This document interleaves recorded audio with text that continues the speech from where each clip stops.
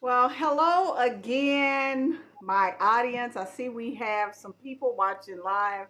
And before you hop off, because some of you all gonna jump on and off, hit the like button, share this live stream.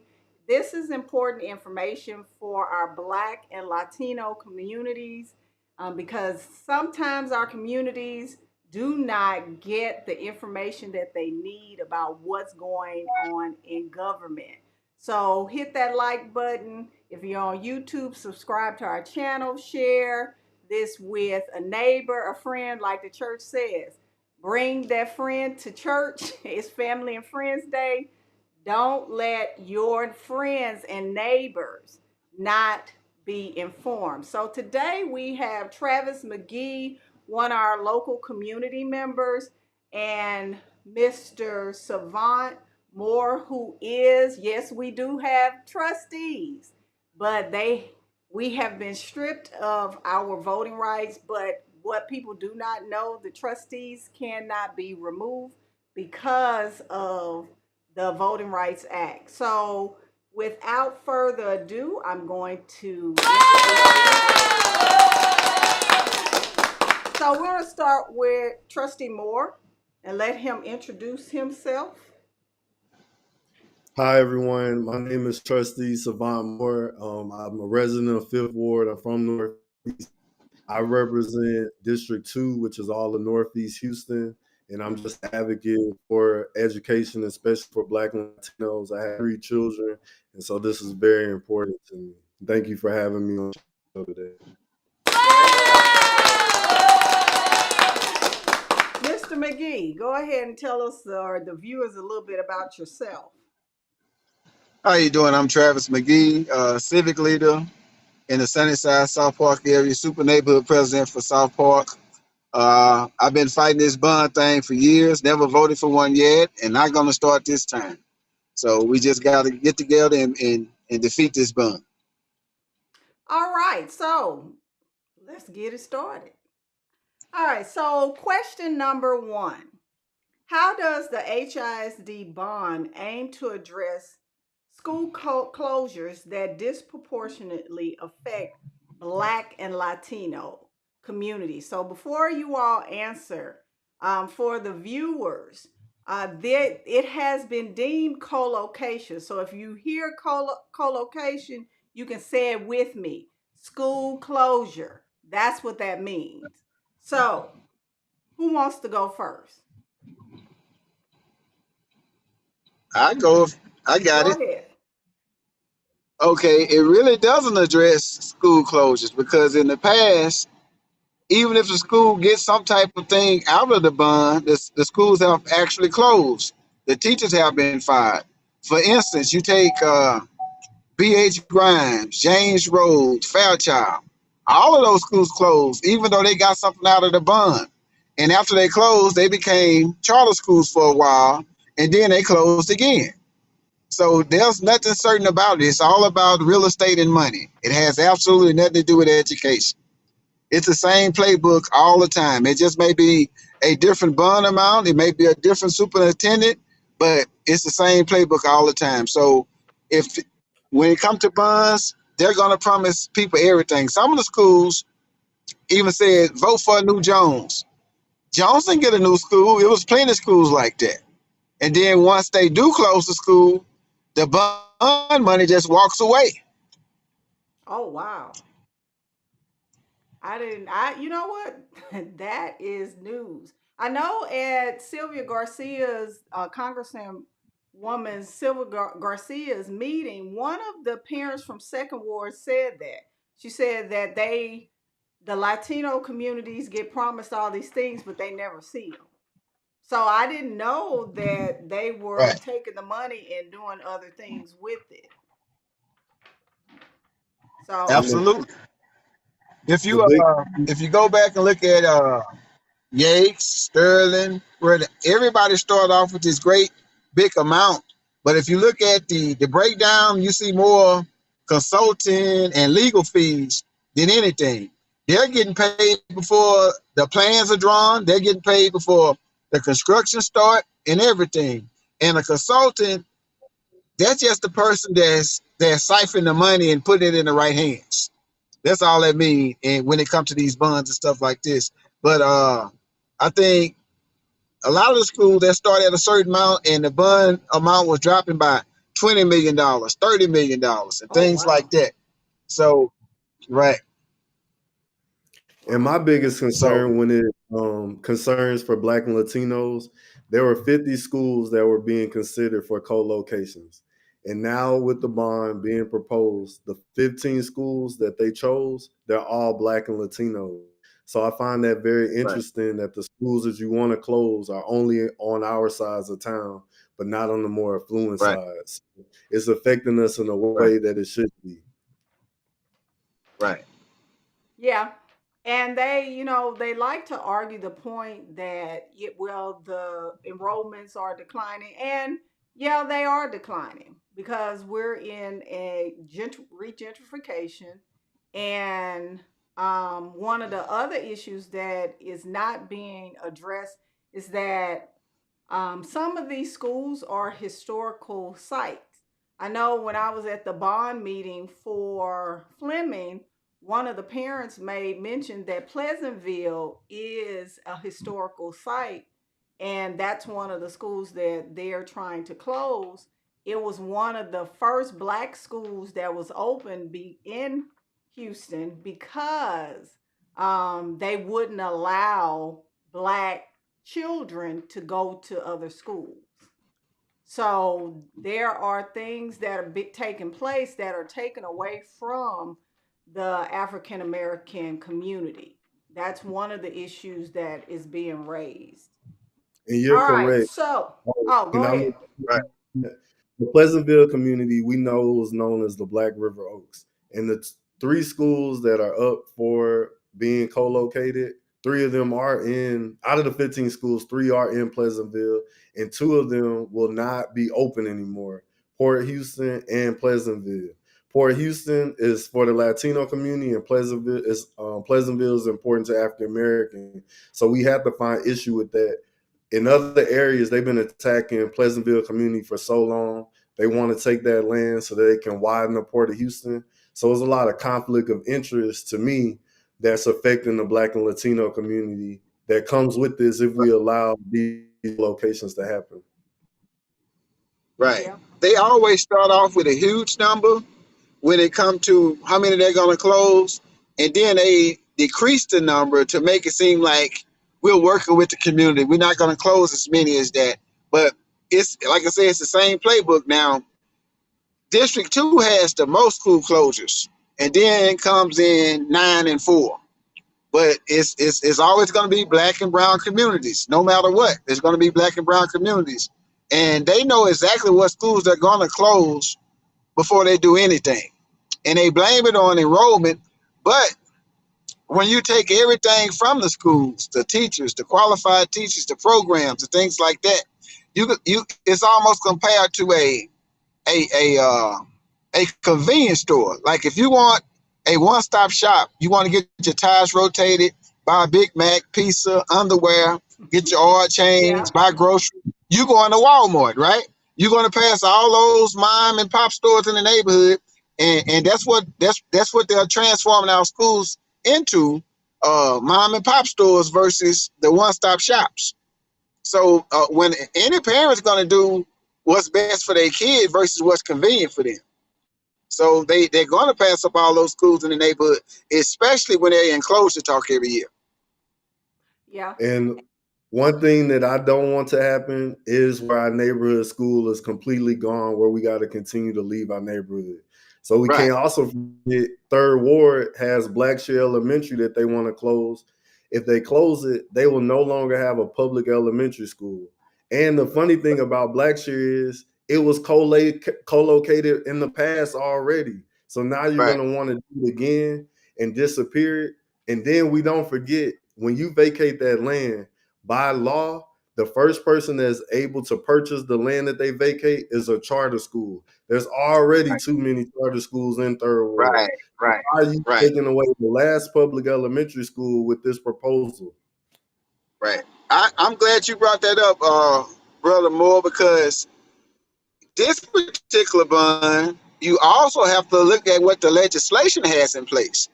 1842, House Bill 1842, excuse me, and Senate Bill 1882, everything in those two bills is geared around charter schools. Everything in it. So that's what we're up against. This is not about them improving education. It's about them bringing charter schools in. That's what it's about. And I've never seen Walmart give their competition money and resources to put them out of business. Now, they probably walked across to the road to Kmart and asked how much you want for the building, but they didn't give them money and resources to put them out of business. Our tax bill says Houston Independent School District, not Houston Independent School District and Friends. We're Absolutely. also against the Texas Education Code. So Section 11.1542, school districts are allowed to sell or lease vacant or underutilized property to charter schools. So Right. why do they want our land in the predominantly Black and Latino Right. community so they can sell it off to charter schools, Right. which will make this district smaller? We won't have the great neighborhood schools. People get so upset. We have to leave our neighborhood and we go to the west side for a better education. Provide us that quality and better education in our neighborhood, and our children won't have to leave anymore. Absolutely. But Absolutely. I don't think people really understand that churches and schools are staples of communities. And when they're Right. flourishing, it's it's the symbol of a great community. And our students, I do know this for a fact. When our students go to Lamar High School, they don't get treated the same. They don't Right. have the same support as they Right. would have in their own neighborhoods. And when those schools close, make no mistake, charter schools have no stake in communities because they're drawing children from everywhere. And there's really Right. not any community ties. Like Kip over Absolutely. in North Forest, that I've never seen them do anything in that community. And I was down the street at Forest Brook. So they have no community ties and they're not building a community. All they're concerned about is meeting their enrollment target and making money off of the children. That's it. Because make no mistake, from what I hear from teachers, KIPP Academy is no better than HISD. What they do is No. after October 31st, they put the kids out and send them back to their home After schools. snapshot.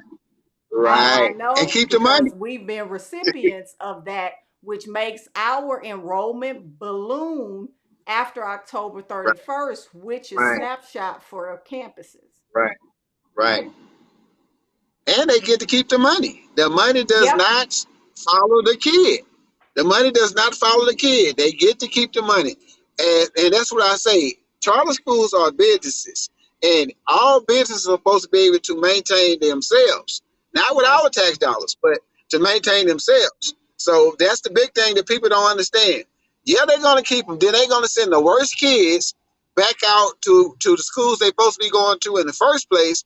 And that's putting a bigger strain on the teachers that they already have, especially when everything is geared around a standardized test that can move the goalposts anytime they get ready. absolutely. They can. Absolutely. Which brings me to my next question. How does the bond, because they say that they're equitably distributing the money, but can you explain how the bond is supposed to ensure funds are distributed equitably across schools and predominantly Black and Latino neighborhoods? Because we've already said that they're disproportionately closing schools in Black and Latino communities, but nobody's talking about the money that is not going into the communities from this $4.4 billion bond. Right. Well, the only way they're going to do it to be equal with that is if they allow more input from the community. Let's say when you get a loan for a house, and you get approved loan for $200,000. you might find a house for $150,000, right? Right. Now you got $50,000 to do whatever you want to do with it. So instead of just dumping all the money in these big, pretty buildings, allow that community to really figure out what they need in their schools for them to be successful. We don't need 200 floor plans. Think about it. Why would you continue to pay for different floor plans when none of the schools have the same name in the first place, right? So you're wasting money when you do that. You're paying more for different floor plans when you can use the same floor plan that you have and put that school name on the outside of that building, and stop so much shady business. Fort Bend Mechanical, for instance, in the previous years, Fort Bend Mechanical was an HVAC and AC company, never even built a doghouse in their career, but they was awarded a multi-million-dollar construction contract. It took them over 12 years to complete one school. NRG was finished in like a year and a half, 2 years. Toyota Center was finished like 2 years. And if you look at some of the construction going on right now, that's construction from 2012, which was 12 years ago. Doesn't make any sense. 12 years ago, give them a lot of time to make money come up missing. Absolutely. An easy thing that I would encourage the community to think of when we talk about equity. Why do some of the proposals say partial rebuild? We know that every school has issues with HVAC. Why isn't there a full rebuild so we no longer have these issues? For example, with Mr. McGee's school, Worthing is only going to be receiving a small amount compared to a West Side school. Who cares if they received money from the bond in the past? We know that the bond was passed in 2012, but Worthing didn't receive the money till 2023. So we see from past oversteps, how can we trust that the same thing won't happen again when time and time again we see that they're not equitable to our communities? Let Rolando Martinez, in his words, we're going to have the same bond oversight as we had in 2012. Nobody wants that. Right, They stole like hand over fist. We know, and I keep saying this.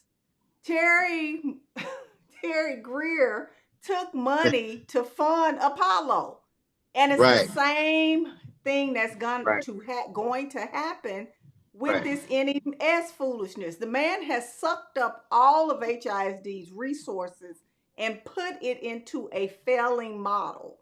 right. So, This is the biggest concern about it.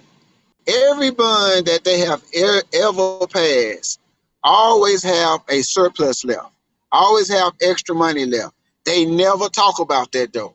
And then if you think about it, pretty much every year, Houston experienced a flood or a hurricane of sort, right? They never even talking about the insurance money. Every school we have is insured. So yep, they get money hand over fist, and that money walks away. See, we had people at the Larry Marshall trial every day. They was giving money to people in Jack Daniel bottles and everything, giving people AC units that supposed to have been at the schools. See, you can't put a commercial AC unit at a house. It's too much for it. But they was finding these type of things at the schools. They were finding documentation, checks going to different staffers of these people that was paying for bribes and stuff like that. So it's just too much to consider. But each and every bond has surplus dollars, uh, and they always say that it's just going to be used for brick and mortar. That's a lie, also. That's a big lie. So it's a lot of money, too much money, too much chance to write another blank check to these people. wow. Now that story I had not heard. Oh yeah, I I did not. Wow. oh yeah, And that's the issue with HISD. Everybody wants to feed off of tax money because, like I said in the last live stream, HISD takes in local revenue $1.8 billion. The right. state of Texas does not fund HISD, the local No, taxes. That's why when people don't show up at board meetings, I don't understand that. at Right. all. Right. I don't get that, because this is your school district. And make no mistake, you don't have to be a homeowner to say this is my school district, because local sales tax and revenue, it all gets spread out to support the schools. Right. So it makes no sense as to why people don't take more ownership of HISD, because it really should be the city of Houston public school system. Like it really Absolutely. should, because the city of Houston is funding HISD. And I want to say 23% of HISD's budget comes from other revenue. That Right. means almost 90% of HISD's revenue comes from local taxes. Right. Right.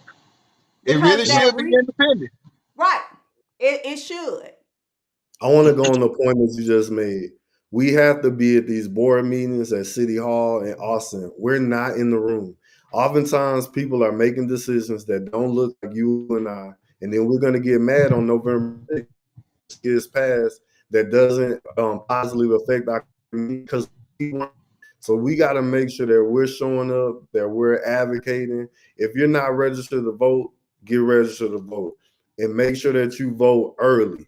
Make sure there is no excuse for them to start treating us right and doing us right. They should not be taking advantage of us because they know that they can. If they're not showing the results, we have to take our power back. Because if we don't, if we're not in the room, they're not going to make the decision that's fit for you because you're not there. Right. Yeah. Because when I The rode up to Austin for the House Public Education Committee, people were surprised to see me there. right. And I'm the Right. mouthpiece for Houston ISD. Right. And make no mistake, everything, we wasn't even on the agenda, but I brought it back home, and it let me know that people in Austin are not talking about Houston. That's Right. why we need to bring the conversation, which is people, in January to Austin, because they're not Right. talking about it. But Right. we need to stick it in their faces, like State Representative Gina Hinojosa said. She said, we did that to you all. And they did.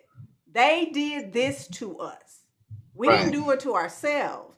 And then you got State Representative Brian Harrison, who thinks he's the smartest person on the board. I had to let him know about his little voucher system and telling me about private schools. And I had to let him know that teachers in public school systems are victims of policy that they make. We don't make any laws or rules about public education, but they sit up there and make all these rules and then want to tell us about how a poor of a job we're doing. And then you have this with HISD. We don't pick the administration. And that's Right. another thing. Democracy is the community holding the people who are elected accountable. It's not Right. about arguing. And we have Miles up there saying, well, you all are naysayers. Absolutely.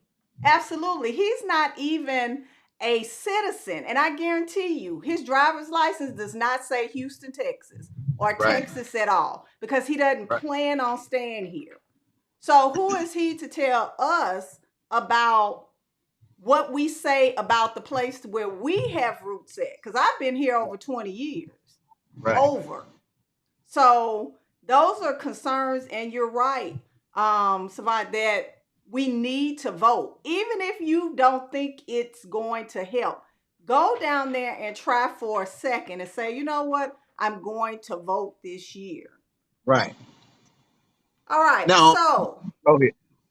do you think, and we're talking about this bond, does it plan to improve the quality of education for Black and Latino students specifically?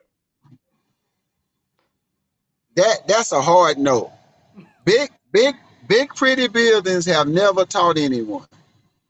And that's the thing. People voting for the big pretty building, not for education, not for programs, not for qualified instructors. And that's where they've been going wrong at. Dotson was the only Black Montessori uh, school in the state of Texas had a waiting list of 600 or 700 kids every year. They closed it. How do I know this? Because my daughter was the UIL champion, district wide for the entire district. She was in the UIL competition, but they closed it. How can you close a school that have a waiting list of over 600 kids every year for low enrollment? Because you're not letting the kids in. Now, if you go over there now, super gentrification everywhere, The at the time, the trustee Juliet Steppich, who said she would never ever vote to close the school, was the deciding vote to close that school. So this is what we're dealing with. I'm gonna go back to that voting thing a little bit. Don't vote. Research, know who and what you're voting for first, and then go and vote. Because we've been voting for a long time, and look what we get. Look at how your representatives vote also. If we didn't have bad legislation like 1842, we wouldn't have this state takeover right now. We would not have it right now. Mike Miles would not have the power. Mike Morath would not have the power. And we still would have our elected board right now without this horrible legislation. So that's why we should allow the people who voted for this to pop up at our press conference, at our rallies and stuff like that, and hog the microphone. Because the first thing out of their mouth should be, I'm a part of this problem. Some of these people have told me we didn't read the bill. Well, if you shouldn't say that our kids are reading on the third grade level when you didn't read. And most state reps are lawyers. The first thing you have to be able to do as a lawyer is to read. So the people that look just like us got us in this position. Yeah. And that is true. I was speaking at with Sean Rushing over in Hiram Clark to their constituency over there, some of the parents. And the question that was asked to me, what could they do? Stop voting for these people who are not doing anything for Right. you. Right. Like Zora Neale Hurston said, all skin folk ain't kinfolk. And just Right. because we share the same skin color or melanin, you don't owe any favors or votes to someone whose actions don't line up with their words. And that's the Right. first thing. But, some people like, well, the other people do it. Well, it doesn't make it right. We Right. hold whomever, whether black, white, or otherwise, accountable. Absolutely. And Right. if we would stop trying to be friends and ride on their coattails, we could get something done. And that's what I saw in HISD. You wasn't at the board meetings, but yet you were expecting people to do or have your best interest, but you weren't showing up at the board meetings. And I can say for Right. 3 years, it was very few people that were Right. there. But the foundation of democracy, when we talk about democracy, is the people. We, the people. We Right. hold these Absolutely. people accountable. The Chronicle asked me, why do I speak? Because I'm at the board meetings to hold him accountable and go on the record, not behind some closed doors, because you can say at this board meeting, Michelle said X, Y, and Z. For the record, that's what I do. Savant? Right. And the reason that I speak, Thurgood Marshall, that was in North Forest, the elementary school I went to, it's no longer here. It's gone. And so if I allow that history to repeat itself, it's going to happen to my children and my grandchildren. And I can't allow that to happen on my watch. They'll continue to push us. The kids can't wait. Well, we can wait on this bond when you do right by our community. When you start doing right by teachers, all of us are in the position we are because there was a teacher that poured into us. If a teacher doesn't have the time to pour into these Black and Latino kids, we're never going to be where we're supposed to be because you're not giving them the resources that they need. They wanted to give you.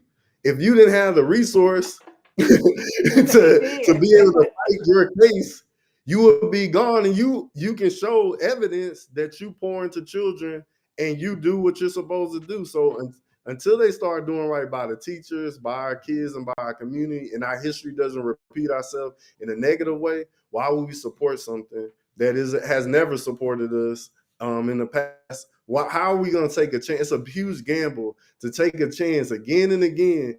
If your mama say that stove is hot and you keep touching it, it's hot, I'm not going to touch it Right. no more.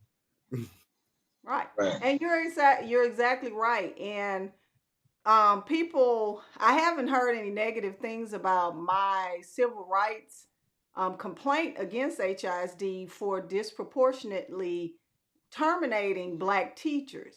And Black teachers matter. The research states that Black teachers matter to Black children. At Right. the end of the day, no other demographic has that issue.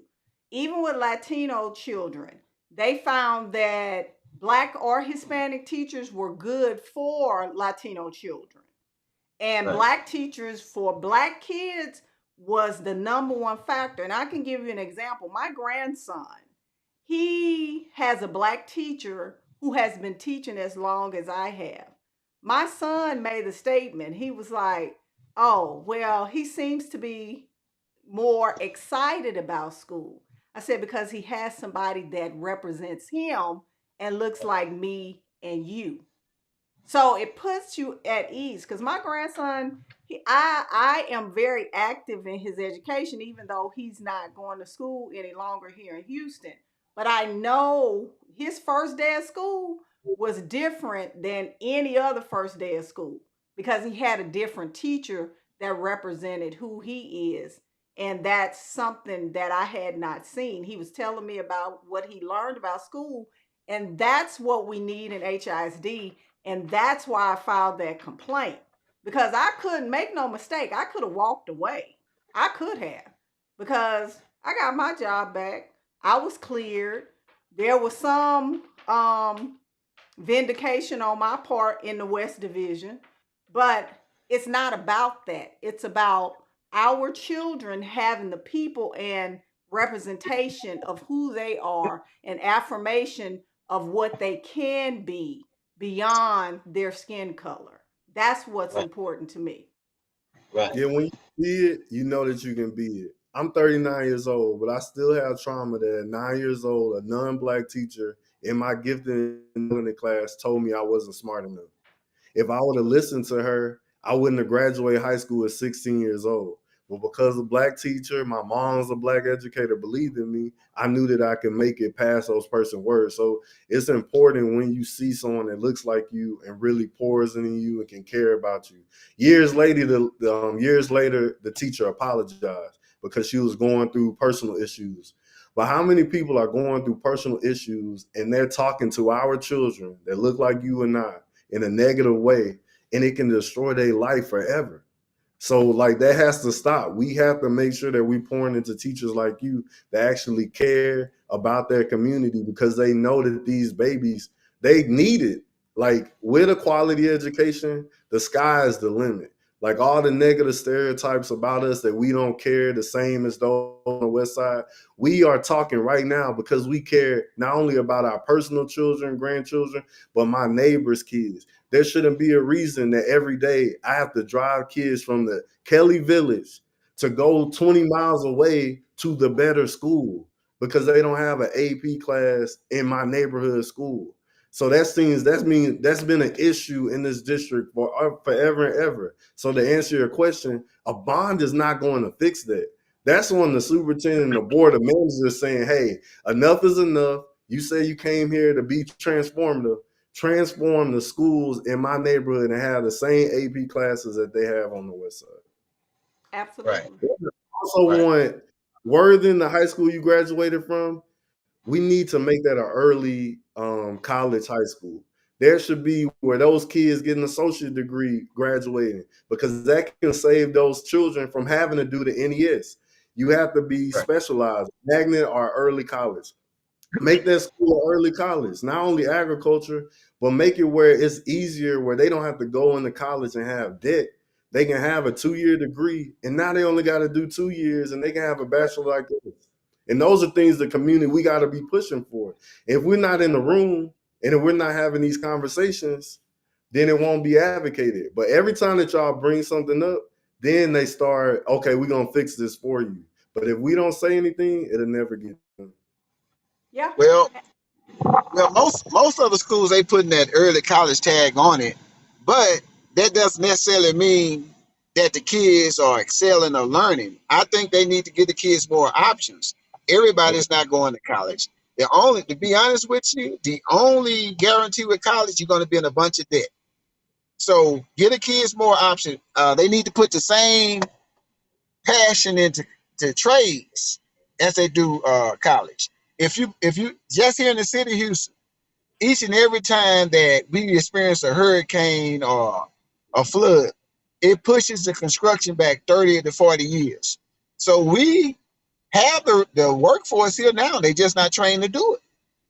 So I'd rather the kids leave high school and get these jobs and stuff like that versus possibly going to jail, going to college, not finishing. Like uh, trades make very good money. Just after this last storm, uh, the Hispanic community, they don't allow them to tell them what's best for their kids like our community does now, right? If dad does roofing, he teaches the son how to do roofing. If dad does concrete, he teaches the son. So now that child has options. Whether he go to college or don't go to college, he still have options to make a good understanding. And all of our black and brown schools at one point had those trades.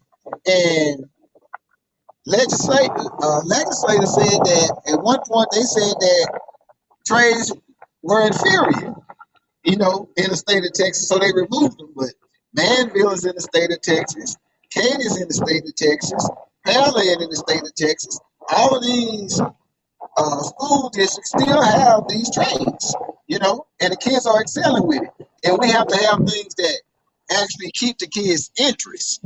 You're not going to find too many kids nowadays that are going to be focused on all these college courses. Now, like I say, the ones that are gifted and talented, all of them not going to go to college because they can't afford it. I mean, the college prices are outrageous now, man. And you talk to a parent. My oldest daughter went to LSU, and each time that phone ring, I said, "Hey, Daddy, I need X, Y, and that's how I go." And college prices are outrageous. So if it was more affordable, maybe more kids are wanting, but it's not affordable. Because when I was in TSU, I finally had to choose between surviving and these classes. Even way back then, it wasn't affordable. And that is an issue. It is. I think for me, in the Black and Latino schools, and even before this takeover, I took issue with Black schools being stereotyped with fine arts. That used to irritate me to no end because what it does is send a message that we're not good at anything but shaking your behind. Right, Honestly, I ain't really the best dancer, but I can teach some math. right, You see what I'm saying? So that stereotype, I cannot stand that. Just like on the East End, they put the construction trade over there. So even before they were stereotyping our children and making them feel like the only things that they were good for were playing in a band, you don't have any STEM because at the end of the day, if you are, and that's why I tried to, like when I was teaching eighth grade, steer my students, if they were mathematically inclined, into programs where they could excel. Because at the end of the day, they're your top earners. They right, are. And there right, are a lot of Black children and Latino children that are great in mathematics, but mathematics is a gatekeeper subject. None of right, the stuff that HISD has addresses those issues with underrepresentation of minorities in the STEM fields. None of it. And right, that NES, it is creating more of a disparity in that area because you've run out all of the great math teachers that may have been able to help the children who are mathematically talented or inclined to go into the programs don't even exist on the west side. So for me, NES aligns with the attack on being an informed citizen. Because as we see in this election with Donald Trump, it's easier to control the uneducated. And I'm not talking about formally educated. There are different types of education. If you can read and write and understand, you don't have to have a college degree for that. You could be self taught. There you go. So There you at the go. end of the day, they don't want children to read. And I tell the Latino community this as well. Black history and our history with the United States as it pertains to literacy is the same fight that they are fighting. They don't want to teach the children in their native language because what research states, if a child can read in their first language, they can acquire a second language. So if you deny them in their first, what happens to them trying to acquire English? It never becomes something that they master. They are basically denying these children a quality education by not teaching them in their native language. And Texas has that on in policy, and they're not following it. And they know that there are immigration issues in the Latino community, and they do it because they can get away with it. And that's the issue we have. And I was having lunch with one of the Latino community members, and I told him, I said, you all need to look at the struggles that Black people went through. It's the same playbook. They do it to everyone who is not European, of European descent. It's the same playbook. If they can deny you the right to read, they did it to the slaves. So that's what is happening right now. It's history repeating itself. So Now, next one. oh, This, and I think you and I talked about this, about community members playing a role in overseeing the use of bond funds to ensure accountability and transparency. So when I look at the bond committee, what representation do you all see?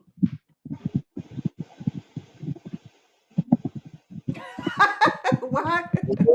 I don't think a lot of people are doing the bond oversight committee application. Something that I advocated for was like some of the filters have to be removed because it's making it where people in our community won't even apply. I also believe that you can't just a bond oversight committee, one person is only pro bond. You have to have both sides perspectives so that everyone in the room, they can make a decision that affects everyone. Right now, it seems that there are decisions that's being made that only affects one side of town. So any oversight committee, it should be where north side, south side, west side, east side, we're all represented. And right now, the community as a whole does not feel that way. So who is? Cause see, when I look at that bond that committee, all I see is handpicked yes people. That's Right. it. I don't see anyone that is actually going to say what it is about this bond. None of Right. it. Right. I agree with you 100%, Michelle. You should at least see people who actually been in the fight. Who actually been in the fight. It seemed like it just picked up the phone. Hey, we want you to be on this bond. We want you to be on this bond. And those same people will come out and ask you questions that they supposed to know about the bond. So they've been doing this for years. I remember one time Terry Grill met with a room full of pastors. And when they asked about trades, he said, I'm not going to give y'all no money to learn how to do $5 weed jobs or to change oil on no car. Now, how disrespectful and racist is that comment? Wow. Now, so it's a reason why they don't want real people in those rooms because they're not going to be able to get away with certain things, right? And real people are not going to smile when they say things like that. So, and most of these people just want a title saying, hey, I'm on the bond committee. That's it. They don't have no history of it. They don't know how much money was wasted in the past, anything like that. They don't know if the school is going to get built. They don't care if the school is going to get built. A lot of people, they made resource information is the news. That's it. They don't do any research. They don't know what happened in the past. They don't know what's happening in the present. So those are the type of people they look for, though. Just people who are comfortable with a title. And that we shouldn't be picking anybody that wants to build a resume. It should be people that really have a heart for the community. These, like I continue to say, the BOM and the superintendent are temporary. One day they're going to leave and go back to their home state, but we're still going to be here. So it's people been, like I said, fighting way before these people came and will continue to fight because you know they care about their neighborhood. Traffic call himself Robin Hood just to be Robin. He really Robin Hood in his community. Like he's really giving back. I know Michelle Williams was really teaching kids at Forest Brook Middle School in my community. She really was doing work. Oftentimes we see people that I never seen before this takeover thing, and I'm like, where did you come? Why are you trying to build your resume when it's supposed to be about the children? And we know it's not about the children, it's about you as an adult and what your next goal is, and that shouldn't be. Yeah, and you're right. Yeah, and because my next question is because we talked about partial rebuilds, the budget deficit. So I want to talk about HISD. We don't even know what the deficit is, but there was an article that came out about Fort Bend ISD, and they've had to scale back on their well, really, actually, some of the things that the bond paid for because they're in a deficit. Is that a cautionary tale for HISD? It is. We also Well, need to look at Danville too. If you look at their bond proposal, the buildings cost half the amount that we're proposing. If we're right on the same 288 highway, why is the construction cost on our side more than the construction cost down 288? It doesn't make sense. So I encourage everyone to be audited this bond.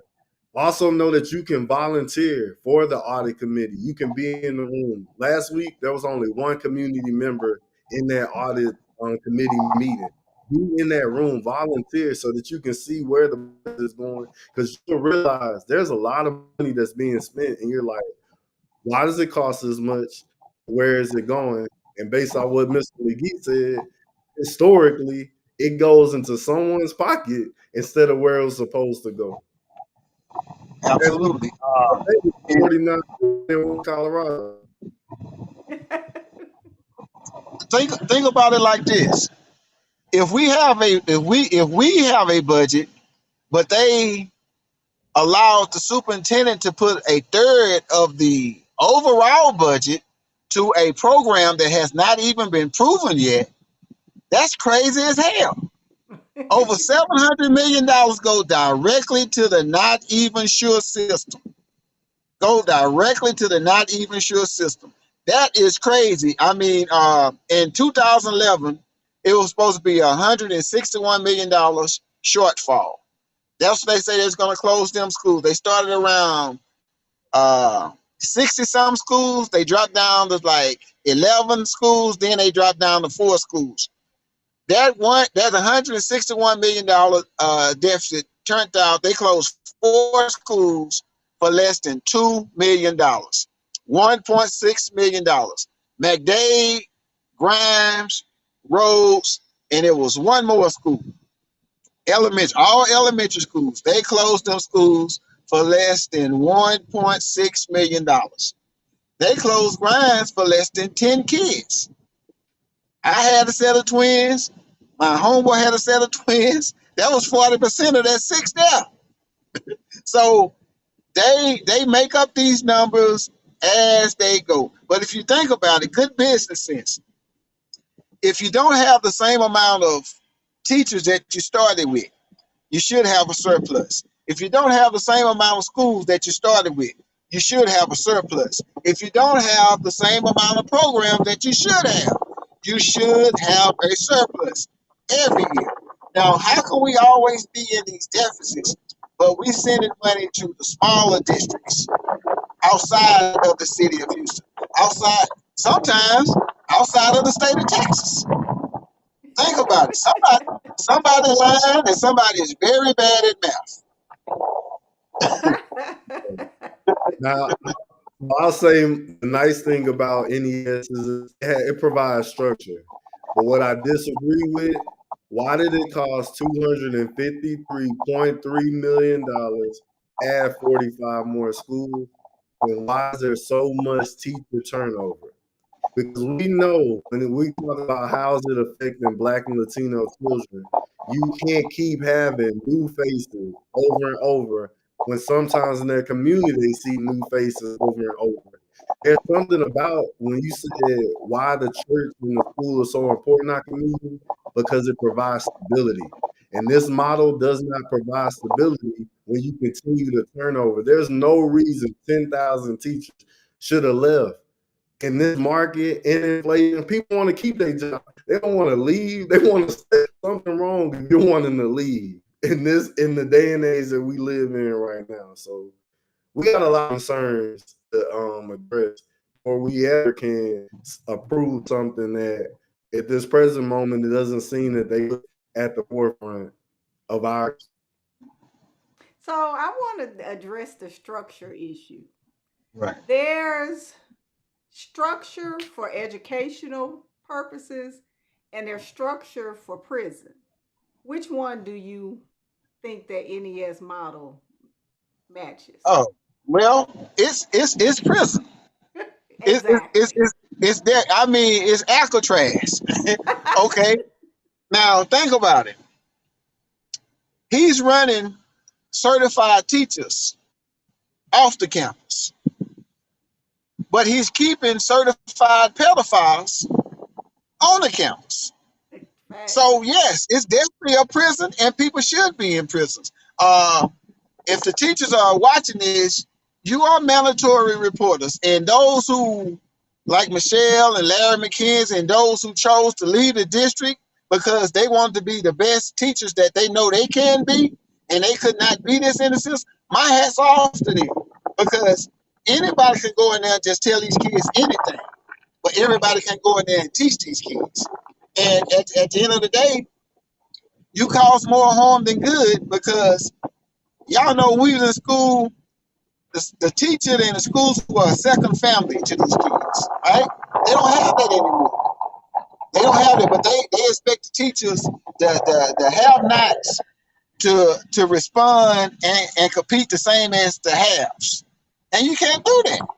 Think about how many academics mysteriously went out the bond year. Uncomfortable. Look at, we don't even have enough officers to put one officer at each school. But then they'll tell us how safe our kids are. And these are some of the things that we know have been reported, but most things are not being reported because people are terrified. They don't want to lose their job. They don't want to rock the boat. That's why he keep hiring all of these young people and giving them tons of money, because they're going to do whatever he tells them to do. And that's detrimental to education. It's detrimental to the safety of these kids and everything else. Absolutely. And as a teacher, and I started out in HISD. People don't know that. In 1999, I started out because I came from the state of Florida, but I have an education degree. So I just took the test and got my Texas certificate. But I've seen HISD change over the years. The the most devastating change is when I went to Louisiana, played around there, came back, and HISD was basically a shell of itself. When I left HISD in 2009, when Terry Greer came in, there was only one school that was in trouble. That was Sam Houston High School. When I came back, we had several schools in trouble on the northeast side. And I have an issue with people saying that our children need structure. they need to be taught discipline. There's a difference. And I keep telling people when I do trainings, we are not the penal system. We Right. teach discipline. We teach replacement behaviors. We don't teach, and I'm not saying we're going to save all the children, because sometimes there are children that need services that we cannot provide. But that's not 90% of the children. It's a small minority. And when people say that our children need this, all children need structure. They popping pills in KDISD. How do I Right. know? Because the teachers tell me. Right. They're popping pills in the affluent areas. Because I worked at Claude Middle School and we used to find handlebars in the stairwell. So make no mistake, all children need structure. All Right. children need rules. And if you think your kids don't need them, ask any teacher about what your child is doing at school when you're not looking.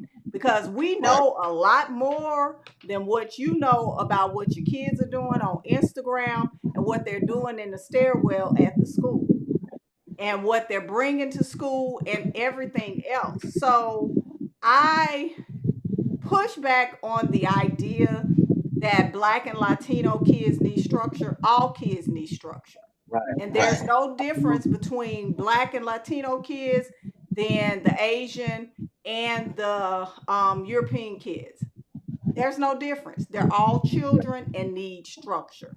Our Right. children need people who are quality educators, who look like them, so they can have the self efficacy to say, I can go beyond my present circumstances. Somebody that's not going to give up on them. That's what our children need. And if you give them what they need, they will excel where they need to go. They need somebody that cares, somebody that understands who they are as people. So this is my last question.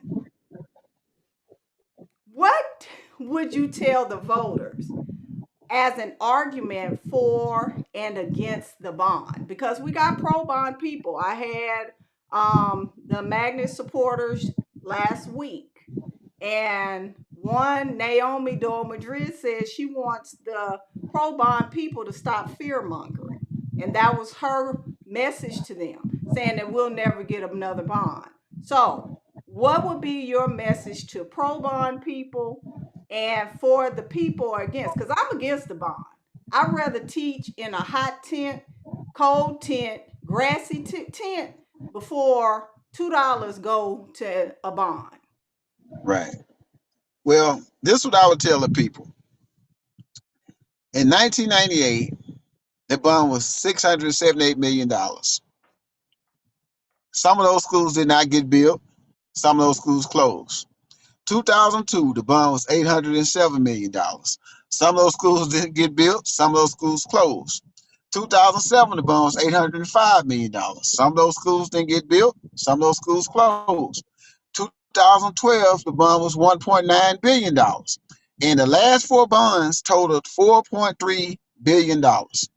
That's a lot of money, y'all. They could have built a lot of schools. So the same people that cash that blank check are the same people asking for this blank check. So why, you have that friend or that relative that always come and want to borrow money, and they forget they told you that last excuse. They use that last excuse again. They forget to say, I got to go to such and such funeral, or this relative died. Well, you just told me they died to that. This the same exact thing. So I tell them, back in the 80s, what you remember when the war on drugs was out and Nancy Reagan was saying, just say no to drugs. Well, we should tell everybody should have sense enough by now, just say no to another bond. You have a different superintendent, but it's going to be the same people. And keep in mind, by the time this bond is finished, we finish paying for this bond, they have to raise taxes. They're going to raise taxes. Anytime they say they're not going to raise taxes, guess what? They're going to raise taxes. When we and then that $10 billion that they're saying is going to cost us, I think they're not being honest about that. Inflation is way up, especially around hurricane. Each and every time hurricane. Have y'all saw the price of eggs now?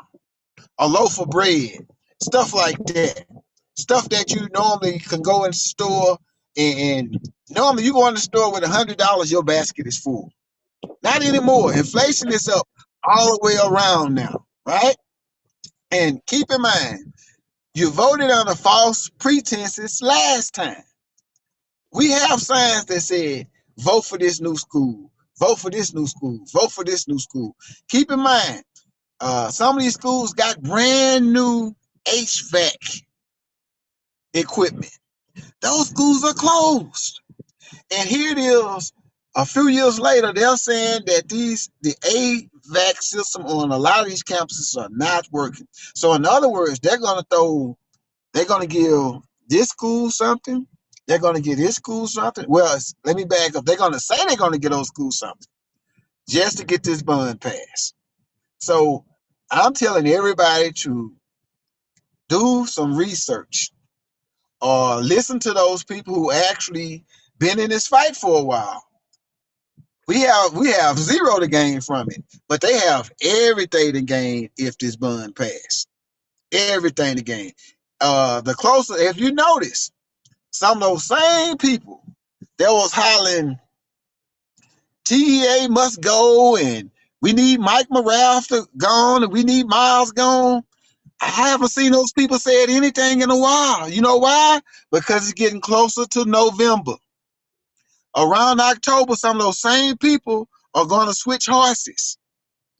How much y'all want to bet on that? Every year it happens. Every year it happens. They ride. They claim and they the face for the black community. They the face for the Hispanic community. They the face for this. The same schools that we came up in, they wasn't the best schools, but they were clean. The AC worked. I'm talking about the buildings, not the schools. Now I'm saying the buildings. They were clean. They were safe. The AC worked, and we had janitors and people like that that kept the grass cut, kept it clean, kept it sanitized. But the most important part, we had teachers to teach, and we had students to learn. But you had to give these teachers some incentive to do so, and you had to give the students incentive to do so. And that's what's missing. But at the end of the day, the vote should be no to another bond. Duly noted. And my answer, I want to make one public comment what Mr. McGee said earlier. If you know that there's a pedophile at any school, report Right. it. There's a tip line. It's anonymous. You can report.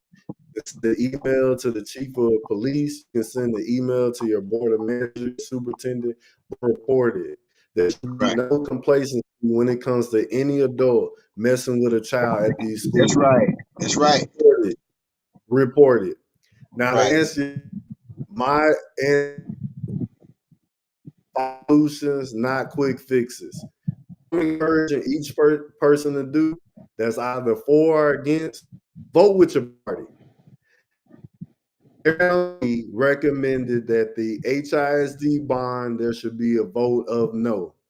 Harris County Democrats are recommending that there's a vote of no. Vote with your party. If you're so loyal to your party as a Republican or a Democrat, vote with your party. And both parties have become bipartisan on this issue, and they're saying Right. vote no. No. On both sides. We're not saying that the district does not need a bond. We're saying that this bond is It's not not right. right Now, there's at going to this be time. people that are against colo.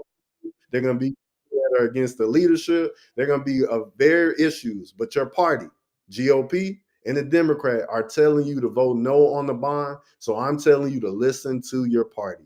I know I'm the preacher. I know I'm the politician, but I just told you the answer. Vote with your party, and both parties are saying. And you Right. know what? I'm gonna be honest with you. When the GOP came out, it's I had to print the paper out and look at see if the logo wasn't fake. I Right. did because I could not believe it. I really did. I was like, I don't know what happened, but I appreciate them coming out and telling their voters to vote no. And I was watching a clip from What's Your Point? And the guy on there had a valid point. He said HISD's enrollment is on the decline. They're going to default on this bond because he said they'll never have more children. And you have 37 schools you're trying to fix or build. He said this bond doesn't even make fiscal sense. It just No, doesn't. no, And no. that's and I appreciate him saying that because fiscally it doesn't. And we're already in an unknown deficit. Last time we looked, it was 528 million. But what I do know, we're going underneath the reserve for their fund balance. That I do know. And Mr. Conflict of Interest, Mr. Rick Campo, he's leading the charge on this. He should not be able to vote on anything. And not one person has pressed him on recusing himself from the vote or even doing what they're supposed to do under HISD policy.